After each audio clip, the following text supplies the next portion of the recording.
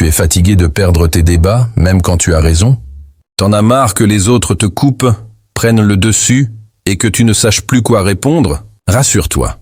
Les grands débatteurs n'ont pas forcément plus d'arguments que toi, mais ils ont les bonnes techniques. Aujourd'hui, je vais te donner les 7 techniques psychologiques qui te permettront de gagner n'importe quel débat, sans agressivité, ni manipulation toxique. Reste bien jusqu'à la fin. La 7e technique est celle que les politiciens utilisent en secret. 1. Le calme égale le pouvoir.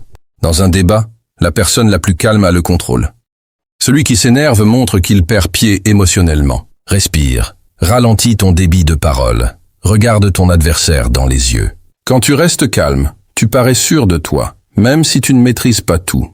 Tu crées une aura de confiance. Et ça, c'est magnétique. 2. Pose des questions, ne donne pas d'ordre. Le secret des grands débatteurs, ils posent plus de questions qu'ils ne donnent de réponses. Pourquoi? Parce qu'une bonne question force l'autre à réfléchir, à se justifier, à se piéger lui-même. Exemple. Tu dis que tout le monde devrait faire ça, mais tu penses que c'est réaliste dans tous les cas? Plus tu poses de questions ouvertes, plus tu orientes le débat sans t'exposer. 3. Reformule et retourne contre lui. Cette technique est puissante. Tu prends les mots de ton adversaire et tu les reformules de façon plus extrême ou absurde pour le faire paraître illogique. Exemple. Lui, je pense que les riches devraient donner plus. Toi, donc tu penses que les gens devraient être punis pour leur succès? Sans insulter, tu viens d'inverser le rapport de force. 4. Effet miroir aère ton ironique. Tu peux aussi utiliser l'effet miroir. Répéter les propos de l'autre, mais avec une intonation différente. Tu montres que tu as entendu, mais tu le fais paraître ridicule sans le dire clairement. Exemple. Ah, donc selon toi, on devrait interdire les smartphones aux enfants. Mais t'es tout le temps sur ton téléphone? Ce petit miroir, dit avec calme, fait réfléchir ou choque sans violence. 5. Reste centré sur le fond, pas sur les émotions. La majorité des débats dégénèrent parce que les gens tombent dans l'émotion. Tu dois, toi, rester logique, factuel, détaché. Si quelqu'un s'énerve, je comprends que ce soit un sujet sensible, mais restons sur les faits. Tu reviens sur la ligne droite du débat.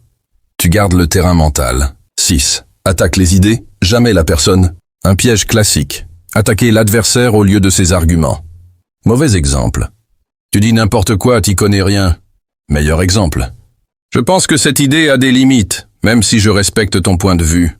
Tu démontes l'argument, mais tu laisses la personne intacte. Tu gagnes des points de respect et de stratégie. 7. La stratégie des faux accords. C'est la technique des politiciens. Faire semblant d'être d'accord, pour mieux contrer. Exemple. Je suis d'accord avec toi sur le principe.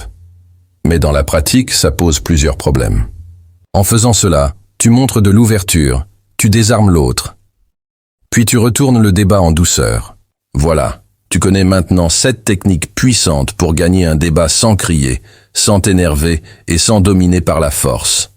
Récapitulons rapidement. Reste calme. Pose des questions. Reformule pour piéger. Effet miroir. Logique. Attaque les idées, pas la personne. Utilise de faux accords. Tu veux d'autres vidéos sur l'art de parler, convaincre, influencer sans manipuler? Alors abonne-toi, active la cloche et commente « Stratégie » si tu veux une partie 2.